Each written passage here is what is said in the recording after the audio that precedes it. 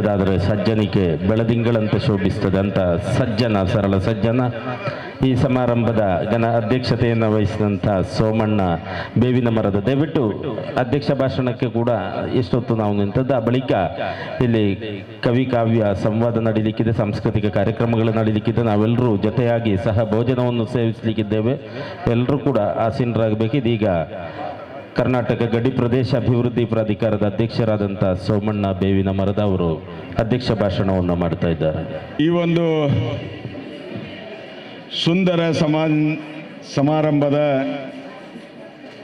ಸಾನ್ನಿಧ್ಯವನ್ನು ವಹಿಸಿ ನಮ್ಮೆಲ್ಲರಿಗೂ ಆಶೀರ್ವಚನವನ್ನು ನೀಡಿದಂತಹ ಶ್ರೀಗಳ ಪಾದಗಳಿಗೆ ನಮಸ್ಕಾರಗಳನ್ನು ತಿಳಿಸುತ್ತಾ, 3 ಜನ ಮಹಿಳೆಯರು ತೆರಳಿದ್ದಾರೆ. ಕಾರಣ ವಿಮಾನ ಲೇಟ್ ಆಗಿದ್ದರೆ ಅವ್ರು ಇಲ್ಲೇ ಇರ್ತಿದ್ರು.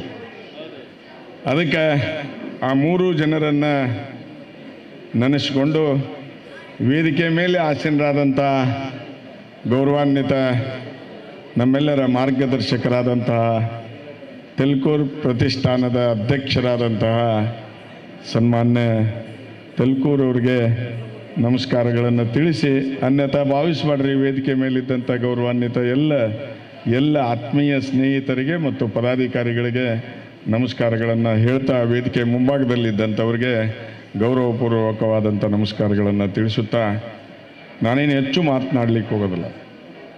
ನಮ್ಮ ಕಡೆ ಒಂದು ಶಾಸ್ತ್ರ ಅದ. ಏನು ಅಂತ ಹೇಳಿದರೆ, ಕಲ್ಕೂರು ಸರ್, ನಮ್ಮ ಕಡೆ ಒಂದು ನಾಣ್ಣುಡಿ ಅದ. ಏನು ಅಂತ ಹೇಳಿದರೆ, ಮನೆಗೆ ಹಿರಿಮಗ ಆಗಬಾರ್ದಂತ, ಸಭೆಗೆ ಕೊನೆಯ ಭಾಷಣಕಾರ ಆಗಬಾರ್ದು ಅಂತೇಳಿ.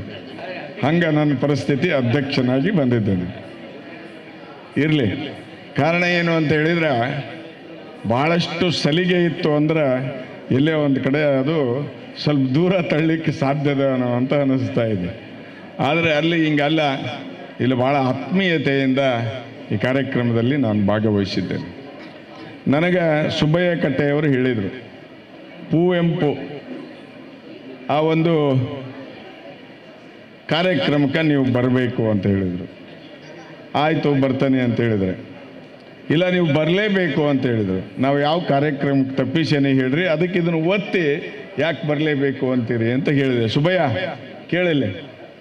ಕೇಳ್ರಿ, ಕಾರ್ಯಕ್ರಮಕ್ಕೆ ಬರಬೇಕು ಅಂತ ಹೇಳಿದಾಗ ಬರ್ತಾನೆ ಅಂತ ಒಪ್ಪಿಗೆಂಡಿಂದ ಬರಲೇಬೇಕು ಅನ್ನೋಂಥದ್ದೇನದ.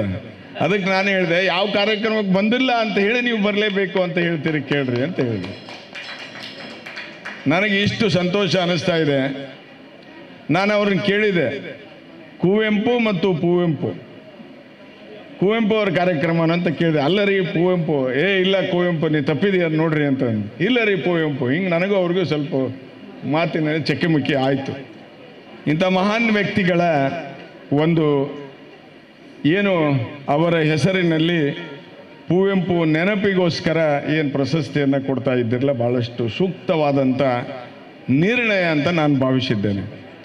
ನನಗೆ ನೆನಪಾಗ್ತದೆ ಸರ್, ನಾ ಕುವೆಂಪು ಮತ್ತು ಕುವೆಂಪು ಅವ್ರ ಬಗ್ಗೆ ಹೇಳಕ್ಕೆ ಹೋಗೋದಿಲ್ಲ. ಭಾಳಷ್ಟು ಜನ ಹೇಳಿದ್ದಾರೆ, ನೀವೆಲ್ಲರೂ ತಿಳ್ಕೊಂಡಿದ್ದೀರಿ.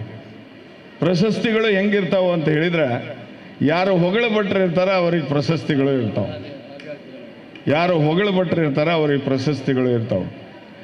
ಯಾರು ಅವರ ಹಿಂದಿಂದ ಅಡ್ಡಾಡ್ತಾರ ಅವರಿಗೆ ಪ್ರಶಸ್ತಿಗಳು ಬರ್ತಾವೆ. ಆದ್ರೆ ಇವತ್ತಿನ ಈ ಪ್ರಶಸ್ತಿ ಅದು ಅಲ್ಲ ಅಂತೇಳಿ ನಾ ಭಾಳ ಗಟ್ಟಿಯಾಗಿ ನಾ ಹೇಳ್ತಾ ಇದ್ದೇನೆ. ಕರ್ನಾಟಕ ರಾಜ್ಯದಲ್ಲಿ ನವೆಂಬರ್ 1 ನಾನು ಕಳೆದ ಬಾರಿ ಸಮಿತಿಯ ಸದಸ್ಯನಿದ್ದೆ.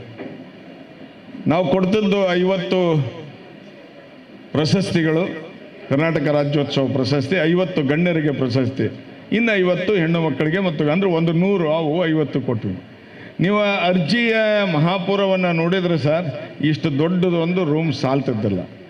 ಅದಕ್ಕೆ ನಾವು 100 ಜನ ಅದನ್ನು ಬೇರೆ ಮಾಡಿ ಅದನ್ನು ಇಲಾಖಾವಾರ ಕೊಟ್ಕೊಂತ ಬರಬೇಕು ಅಂದ್ರೆ ಸುಸ್ತಾಗುತ್ತೆ. ಹಂಗೆ ಪ್ರಶಸ್ತಿಗಳ ಬೇಕು ಅಂತೇಳಿ ಇವತ್ತು ನಿಂತಿದೆ.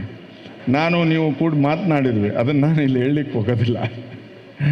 ಅದಕ್ಕಿಷ್ಟೇ, ಎಲ್ಲರೂ ಗಡಿನಾಡಿನ ಸಮಸ್ಯೆಗಳ ಬಗ್ಗೆ, ಗಡಿ ಮಕ್ಕಳ ಸಮಸ್ಯೆಗಳ ಬಗ್ಗೆ, ಕನ್ನಡದ ಉಳಿಸ್ಬೇಕು ಅನ್ನೋದ್ರ ಬಗ್ಗೆ ಭಾಳಷ್ಟು ಚರ್ಚೆ ಆಯಿತು ಇಷ್ಟೊತ್ತಿನವರೆಗೂ. ತುಳು ಮತ್ತು ಕನ್ನಡ, ಕುವೆಂಪು ಮತ್ತು ಕುವೆಂಪುರ ಬಗ್ಗೆ ಇಷ್ಟೊತ್ತಿನವರೆಗೂ ಭಾಳಷ್ಟು ಚರ್ಚೆ ಆಯಿತು. ನಾ ಕಲ್ಕೂರು ಸರ್ ಮಾತು ಕೇಳಬೇಕಾಗಿತ್ತು ಈ ಸಂದರ್ಭದಲ್ಲಿ. ಯಾಕಂದರೆ ಭಾಳಷ್ಟು ಆಳವಾಗಿ ಅಧ್ಯಯನ ಮಾಡಿದಂಥ ಒಂದು ಗ್ರಂಥದ ಅಂದರೆ ಒಂದು ಲೈಬ್ರರಿಯನ್ನೇ ಅವರು ತಲೆಗೆ ಇಟ್ಕೊಂಡಾರ ಅಂತ ಹೇಳಿದ್ರೆ ತಪ್ಪಾಗಲಿಕ್ಕಿಲ್ಲ. ನಾನು ಭಾಳಷ್ಟು ಸಲ ಹೋಗ್ತೀನಿ, ಎಲ್ಲೋ ಒಂದು ಕಡೆ ದೇವರ ಬಗ್ಗೆ, ಗುರುಗಳ ಬಗ್ಗೆ, ಹಿರಿಯರ ಬಗ್ಗೆ ಭಾಳಷ್ಟು ಗೌರವಯುತವಾಗಿ ನಡೆದುಕೊಳ್ಬೇಕು ಅಂದ್ರೆ ನಾವು ಅವರನ್ನು ಅನುಕರಣೆ ಮಾಡಬೇಕಾಗ್ತದೆ. ಅಂಥ ಮಹಾನ್ ವ್ಯಕ್ತಿಗಳು ಇಲ್ಲಿ ಕೂತಿದ್ದಾರೆ ಅಂತ ಹೇಳಿದರೆ ಈ ಪ್ರಶಸ್ತಿಗೆ ಭಾಳ ಘನತೆ ಬಂದಿದೆ ಅಂತೇಳಿ ನಾನು ಹೇಳ್ತಾ ಇದ್ದೇನೆ. ನಾನು ಹೆಚ್ಚು ಹೇಳಲಿಕ್ಕೆ ಹೋಗೋದಿಲ್ಲ. ಹೊರಟ್ಟಿ ಸಾಹೇಬರಿಗೆ, ರೇವಣ್ಣ ಸಾಹೇಬರಿಗೆ, ಸಿದ್ದರಾಮಯ್ಯನವರಿಗೆ 3 ಜನಕ್ಕೂ ಹೇಳಿದ್ದೇನೆ. ನಮ್ಮ ಮುಖ್ಯಮಂತ್ರಿಗಳು ಸಿದ್ದರಾಮಯ್ಯನವರಲ್ಲ, ಈಗೇನು ಪ್ರಶಸ್ತಿಯನ್ನು ತೆಗೆದುಕೊಂಡ್ರಲ್ಲ ಸಿದ್ದರಾಮಯ್ಯನವ್ರಿಗೆ ನಾನು ಹೇಳಿದ್ದೇನೆ. ಬರೀ ನಾವು ಮಾತನಾಡಿ ಹೋದ್ರೆ ಆಗೋದಿಲ್ಲ. ಎಲ್ಲೇ ಒಂದು ಕಡೆ ಕಾರ್ಯರೂಪಕ್ಕೆ ಈ ಎಲ್ಲವುಗಳನ್ನು ತರಬೇಕು ಅನ್ನೋಂಥ ದೃಷ್ಟಿಯನ್ನು ಇಟ್ಟುಕೊಂಡು ನೀವೇನು ಇವತ್ತು ಒಂದು ಹುದ್ದೆಯನ್ನು ಕೊಟ್ಟಿದ್ದೀರಲ್ಲ, ಆ ಹುದ್ದೆಗೆ ಘನತೆಯನ್ನು ಹೆಚ್ಚು ಮಾಡುವ ರೀತಿಯಲ್ಲಿ ನಾವು ಮತ್ತು ನಮ್ಮ ಸದಸ್ಯರೆಲ್ಲರೂ ಕೂಡಿ ಇವತ್ತು ಕೆಲಸವನ್ನು ನಾವು ಮಾಡ್ತಾ ಇದ್ದೇವೆ. ಈಗಾಗಲೇ ಸರ್ 6 ರಾಜ್ಯಗಳ ಗಡಿ ಪ್ರದೇಶಕ್ಕೆ ಅಂದರೆ ಮಹಾರಾಷ್ಟ್ರ, ತೆಲಂಗಾಣ, ಆಂಧ್ರ, ತಮಿಳುನಾಡು, ಕೇರಳ, ಗೋವಾಕ್ಕೆ ಸುಮಾರು 15ರಿಂದ 18 ಬಾರಿ ನಾನು ಪ್ರವಾಸವನ್ನು ಮಾಡಿದ್ದೇನೆ.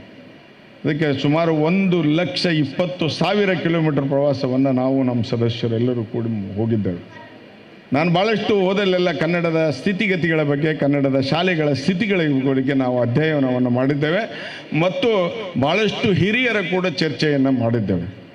ಕನ್ನಡದ ನಾನು ಈಗ ಹೇಳಿದೆ, ನಮ್ಮ ಮಂತ್ರಿಗಳಿಗೆ ಮತ್ತು ಸನ್ಮಾನ್ಯ ಹೊರಟ್ಟಿ ಸಾಹೇಬರಿಗೆ ಹೇಳಿದೆ, ಕರ್ನಾಟಕದಲ್ಲಿ MLAಗಳದಾರ, MP ಗಳದಾರ, MLCಗಳದಾರ, ರಾಜ್ಯಸಭಾ ಸದಸ್ಯರದಾರ, ತಾಲೂಕು ಪಂಚಾಯಿತಿ ಅದಾವು, ಜಿಲ್ಲಾ ಪಂಚಾಯಿತಿಗಳದಾವು, ದೊಡ್ಡ ಶಿಕ್ಷಣ ಇಲಾಖೆ ಅದ. ಹೀಗಾಗಿ ಕರ್ನಾಟಕದಲ್ಲಿರ್ತಕ್ಕಂಥ ಕನ್ನಡ ಶಾಲೆಗಳಿಗೆ ತಾವೇನು ಅನುಕೂಲತೆಗಳನ್ನು ಮಾಡ್ತೀರಿ ಅದರ ಬಗ್ಗೆ 2 ಮಾತಿಲ್ಲ. ಹೊರ ರಾಜ್ಯಗಳಲ್ಲಿರ್ತಕ್ಕಂಥ ಕನ್ನಡ ಶಾಲೆಗಳನ್ನು ಇವತ್ತು ನಾವು ಉಳಿಸಬೇಕಾಗಿದೆ.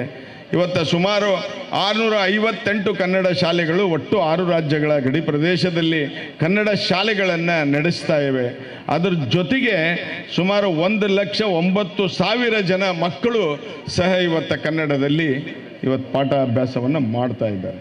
ಅವರ ಮೂಲಭೂತ ಸೌಕರ್ಯಗಳಿಗೆ ಕರ್ನಾಟಕ ಘನ ಸರ್ಕಾರ ಮಾಡಬೇಕಾಗಿದೆ. ನಾ ಇವತ್ತು 6 ರಾಜ್ಯಗಳ ಸ್ಥಿತಿಗತಿಗಳ ಬಗ್ಗೆ ಆ ರಾಜ್ಯ ಸರ್ಕಾರ ಆಗಲಿ ಅದರ ಬಗ್ಗೆ ನಾ ಚರ್ಚೆ ಮಾಡಲಿಕ್ಕೆ ಹೋಗೋದಿಲ್ಲ.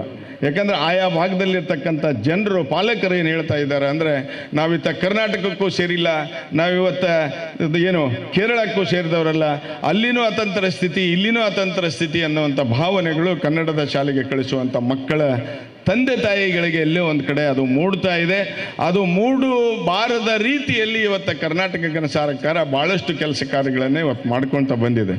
ತಮಗೆ ಗೊತ್ತಿದ್ದಂಗೆ ನಾನು ಸುಬ್ಬಯ್ಯ ಅವರು ಭಾಳ ಚರ್ಚೆ ಮಾಡಿದ್ವಿ. ನಮ್ಮೆಲ್ಲ ಸದಸ್ಯರು ಚರ್ಚೆ ಮಾಡಿ ಮಹಾರಾಷ್ಟ್ರದಲ್ಲಿ ಕನ್ನಡ ಪುಸ್ತಕಗಳನ್ನು ಕೊಡೋಂಥದ್ದಿರ್ಬೋದು, ಮಹಾರಾಷ್ಟ್ರದಲ್ಲಿ ಅಷ್ಟೇ ಅಲ್ಲ ಕೇರಳದಲ್ಲಿಯೂ ಸಹ ಇವತ್ತು ಕನ್ನಡದ ಪುಸ್ತಕಗಳನ್ನು ಕೊಡ್ತಕ್ಕಂಥದ್ದಿರ್ಬೋದು, ಗೋವಾದಲ್ಲಿಯೂ ಸಹ ಕೊಡ್ತಕ್ಕಂಥದ್ದಿರ್ಬೋದು. ಅದರ ಜೊತೆಗೆ 6 ರಾಜ್ಯಗಳ ಗಡಿ ಪ್ರದೇಶದಲ್ಲಿ ಕನ್ನಡ ಶಾಲೆಗಳಲ್ಲಿ 1ನೇ ತರಗತಿಯಿಂದ 10ನೇ ತರಗತಿಯವರೆಗೆ ಕಲಿತಂಥ ಮಕ್ಕಳಿಗೆ ಕರ್ನಾಟಕದಲ್ಲಿ ಅವರಿಗೆ ವಸತಿ ಶಾಲೆಯೊಳಗೆ, ವಸತಿ ನಿಲಯಗಳಿಗೆ ಅವರಿಗೆ ಅನುಕೂಲ ಮಾಡಿಕೊಡ್ಬೇಕನ್ನಂಥ ಒಂದು ನಿರ್ಣಯವನ್ನು ಸಹ ನಾವು ತೆಗೆದುಕೊಂಡು ಈಗ ಅದು ಪ್ರಾರಂಭ ಆಗಿದೆ. ಅದಕ್ಕೆ ನಾನು ನಿಮಗೆ ಹೇಳಬೇಕಾಗಿದ್ದಿಷ್ಟೇ, ನಾವು ಎಲ್ಲ ರೀತಿಯ ಪುಸ್ತಕಗಳನ್ನು ಅಂದರೆ ಕಾನೂನಿನ ಪುಸ್ತಕಗಳನ್ನು ಒಂದು ಪ್ರಿಂಟ್ ಮಾಡಿ ಈಗಾಗಲೇ ಎಲ್ಲ ಕಡೆ ಕಳಿಸ್ತಾ ಇದ್ದೇವೆ. ಅದು ಇಲ್ಲಿನೂ ಬಂದು ಮುಟ್ಟಿದೆ ಅಂತ ನಾನು ಭಾವಿಸಿದ್ದೇನೆ. ಏನಾದರೂ ತೊಂದರೆಗಳಿದ್ದರೆ ನಮ್ಮ ಸುಬ್ಬಯ್ಯ ಅವರು ಇಲ್ಲೇ ಇರ್ತಾರೆ, ಕನ್ನಡದ ಹೋರಾಟಗಾರರು ಇಲ್ಲಿ ವೇದಿಕೆ ಮೇಲೆ ಮತ್ತು ಮುಂಭಾಗದಲ್ಲಿ ಇದ್ದೀರಿ. ಆ ಪುಸ್ತಕಗಳನ್ನು ಅಭ್ಯಾಸ ಮಾಡಿ ಎಲ್ಲಿ ತೊಂದರೆ ಆಗ್ತೈತಿ ಅದನ್ನು ಹಿಡಿದು ಹೇಳಬೇಕು ಅನ್ನೋಂಥದ್ದು. ಮೊನ್ನೆ ನಾವು ಈಗಾಗಲೇ ಕೇರಳದ ಮುಖ್ಯಮಂತ್ರಿಗಳನ್ನು ಸಹ ನಾವು ಭೇಟಿಯಾಗಿ ಈ ಭಾಗದ ಸಮಸ್ಯೆಗಳ ಬಗ್ಗೆ ಚರ್ಚೆಯನ್ನು ಸಹ ನಾವು ಮಾಡಿದ್ದೇವೆ. ವಿರೋಧ ಪಕ್ಷದ ನಾಯಕರಿಗೂ ಸಹ ಈ ಭಾಗದ ಕನ್ನಡದ ಸಮಸ್ಯೆಗಳ ಬಗ್ಗೆ ಇವತ್ತು ಚರ್ಚೆಯನ್ನು ಮಾಡಿದ್ದೇವೆ. ಅದರ ಜೊತೆಗೆ ಸಭಾಪತಿಗಳ ಕೂಡನೂ ಸಹ ನಾವು ಇವತ್ತು ಚರ್ಚೆಯನ್ನು ಮಾಡಿದ್ದೇವೆ. ನೀವು ಏನು ಹೇಳಿರ್ತಿರಲ್ಲ ಆ ಕೆಲಸಗಳಲ್ಲಿ ನಾವು ಮುಂಚೂಣಿಯೊಳಗಿರ್ತೇವೆ. ಆ ನಿಟ್ಟಿನಲ್ಲಿ ಕೆಲವೊಂದು ಕೆಲಸ ಕಾರ್ಯಗಳು ಆಗಿರಬಹುದು, ಆಗಿರಲಿಕ್ಕಿಲ್ಲ. ಮುಂದಿನ ದಿನಗಳಲ್ಲಿ ಕನ್ನಡ ಉಳಿಸುವುದರ ಸಲುವಾಗಿ, ಕನ್ನಡದ ಶಾಲೆಗಳನ್ನು ಉಳಿಸುವುದರ ಸಲುವಾಗಿ ನಾವು ಪ್ರಯತ್ನವನ್ನು, ಕನ್ನಡದ ಏನು ಕೆಲಸ ಕಾರ್ಯಗಳನ್ನು ಗಡಿ ಪ್ರದೇಶ ಅಭಿವೃದ್ಧಿ ಪ್ರಾಧಿಕಾರ ತನ್ನ ಇತಿಮಿತಿಯಲ್ಲಿ ಕೆಲಸ ಕಾರ್ಯಗಳನ್ನು ಮಾಡ್ತೇವೆ. ಮತ್ತು ತಾವು ಅನೇಕ ಮನವಿಗಳನ್ನು ಬಂದಾಗೆಲ್ಲ ಕೊಡ್ತಾ ಇದ್ದೀರಿ. ಈಗ ತಾನೇ 1,000 ಮಕ್ಕಳು ಇರತಕ್ಕಂಥ ಕನ್ನಡ ಶಾಲೆಯನ್ನು ಉಳಿಸಬೇಕು, ಅದರ ಕಟ್ಟಡವನ್ನು ಬೆಳೆಸಬೇಕು ಅನ್ನೋಂಥ ನಿಟ್ಟಿನಲ್ಲಿ ಆ ಒಂದು ಹಿರಿಯರು ನನಗೆ ಮನವಿಯನ್ನು ಕೊಟ್ಟಿದ್ದಾರೆ. ಇಂಥ ಹಲವಾರು ಮನವಿಗಳು ಬಂದಾಗ ನನಗೆಲ್ಲೇ ಒಂದು ಕಡೆ ಅಂಜಿಕೆ ಆಗ್ತಾ ಇದೆ. ಬರ್ತಾನೆ, ಭೇಟಿ ಆಗ್ತಾನೆ, ಹೋಗ್ತಾನೆ, ಸಮಸ್ಯೆಗಳನ್ನು ಕೇಳ್ತಾನೆ, ಅದನ್ನು ಬಗೆಹರಿಸುವಲ್ಲಿ ಎಲ್ಲೋ ಒಂದು ಕಡೆ ನಾನು ಸುಳ್ಳು ಹೇಳ್ತಾ ಇದ್ದೇನೇನಪ್ಪ ಅನ್ನೋಂಥ ಭಾವನೆ ನನ್ನ ಮನಸ್ಸಿನಲ್ಲಿ ಮೂಡ್ತಾ ಇದೆ.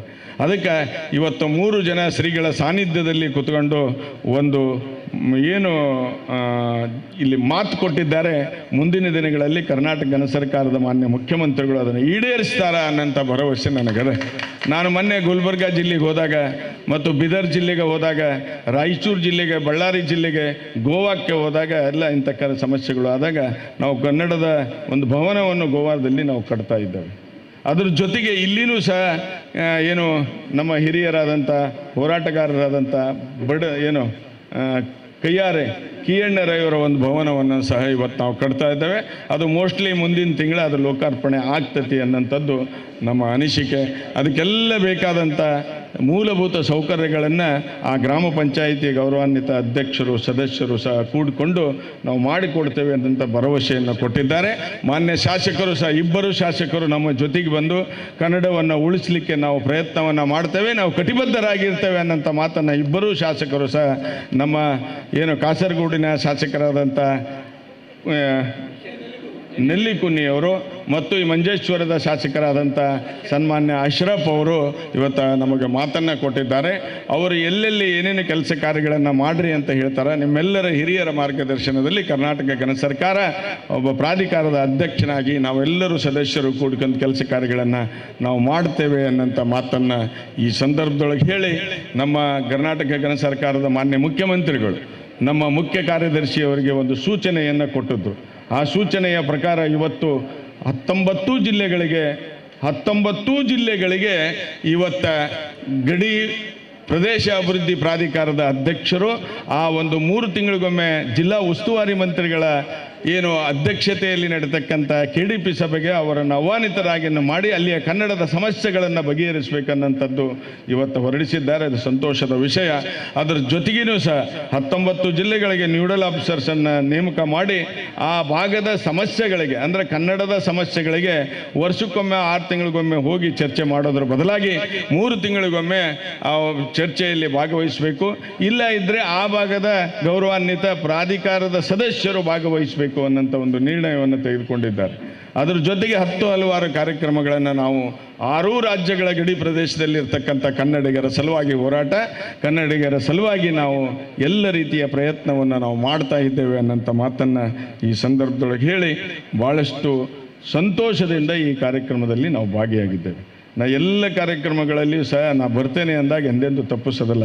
ಇವತ್ತೂ ಮಹನೀಯರು ಶ್ರೀಗಳ ಒಂದು ನಮ್ಮೆಲ್ಲರಿಗೂ ಆಗಿದೆ ಅನ್ನೋಂಥ ಮಾತನ್ನು ಹೇಳಿ, ಭಾಳ ಯೋಗ್ಯರಿಗೆ ಭಾಳ ಯೋಗ್ಯ ವ್ಯಕ್ತಿಯ ಪ್ರಶಸ್ತಿಯನ್ನು ತಾವು ವಿತರಣೆಯ ಕಾರ್ಯಕ್ರಮದಲ್ಲಿ ತಾವೆಲ್ಲರೂ ಕೂಡಿ ಒಳ್ಳೆಯರಿಗೆ ಕೊಟ್ಟಿರಿ ಅನ್ನೋಂಥದ್ದನ್ನು ನಾನು ಸಹ ಇವತ್ತು ಭಾಳ ಸಂತೋಷದಿಂದ ಅದನ್ನು ಸ್ವಾಗತವನ್ನು ಮಾಡಿ, ಗಡಿ ಅಭಿವೃದ್ಧಿ ಪ್ರಾಧಿಕಾರ ನಿರಂತರವಾಗಿ ಕನ್ನಡದ ಸಲುವಾಗಿ ಇಂಥ ಕಾರ್ಯಕ್ರಮಗಳಲ್ಲಿ ನಾವೇನು ಹಿಂದೂ ಮುಂದೆ ನೋಡದೇ ಕಾರ್ಯಕ್ರಮಗಳನ್ನು ಆಯೋಜನೆ ಮಾಡಲಿಕ್ಕೆ ಈ ಭಾಗದ ಎಲ್ಲ ಸಂಘಟಕರಿಗೆ ನಾನು ವಿನಂತಿಯನ್ನು ಮಾಡ್ತೇವೆ, ಸಹಾಯ ಸಹಕಾರವನ್ನು ಮಾಡ್ತೇವೆ.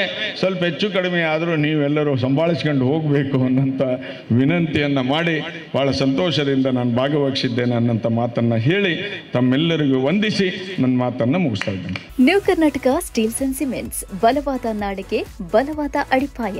ಉತ್ತಮ ಗುಣಮಟ್ಟದ ಕಟ್ಟಡ ಸಾಮಗ್ರಿಗಳು ಹೋಲ್ಸೇಲ್ ಮತ್ತು ರಿಟೇಲ್ ದರದಲ್ಲಿ ಒದಗಿಸ್ತಾ ಇರುವ ಸಂಸ್ಥೆ. ದೇರಳಕಟ್ಟೆ ಸುತ್ತಮುತ್ತಲಿನ ಪ್ರದೇಶಗಳ ವಿಶ್ವಾಸಾರ್ಹ ಕೇಂದ್ರ. ಎಲ್ಲಾ ರೀತಿಯ ಕಟ್ಟಡ ಹಾಗೂ ಕೈಗಾರಿಕಾ ಅಗತ್ಯ ವಸ್ತುಗಳು ಲಭ್ಯ. ಪ್ರಮುಖವಾಗಿ ಅಲ್ಟ್ರಾಟೆಕ್ ಸಿಮೆಂಟ್ ಲಭ್ಯವಿದ್ದು, ಜೊತೆಗೆ ಎಸಿಸಿ ರಾಮ್ಕೋ ಸಿಮೆಂಟ್ ಕೂಡ ಲಭ್ಯವಿದೆ. TMT rod, CR round pipes, GP pipes, HR pipes, GL round pipes, seamless pipes, boiler pipes, ಆಂಗಲ್ಗಳು, ಬೀಮ್ಗಳು, ಸ್ಟೇನ್ಲೆಸ್ ಸ್ಟೀಲ್ ಚಾನೆಲ್ಗಳು, ಚೌಕ ರಾಡ್ಗಳು ಮತ್ತು ಬ್ರೈಟ್ ಬಾಸ್ ಸೇರಿದಂತೆ ಎಲ್ಲಾ ಉತ್ಪನ್ನಗಳು ಇಲ್ಲಿ ಲಭ್ಯ. ನೀವು ಕಾಂಟ್ರಾಕ್ಟರ್ ಆಗಿರ್ಲಿ, ಬಿಲ್ಡರ್ ಆಗಿರ್ಲಿ ಅಥವಾ ವೈಯಕ್ತಿಕ ಗ್ರಾಹಕರಾಗಿರ್ಲಿ, ಗುಣಮಟ್ಟ, ವಿಶ್ವಾಸಾರ್ಹತೆ ಮತ್ತು ಸ್ಪರ್ಧಾತ್ಮಕ ಬೆಲೆ ನಮ್ಮಲ್ಲಿ ಸದಾ ಖಚಿತ. ಸಂಪರ್ಕಿಸಲು 91 91089355 9108929355 9108348025 ಅಥವಾ new Karnataka steel and cements @gmail.com. ವಿಳಾಸ ನಾಟಿಕಲ್ ಜಂಕ್ಷನ್ ಹತ್ತಿರ ದೇರಳಕಟ್ಟೆ 575 018.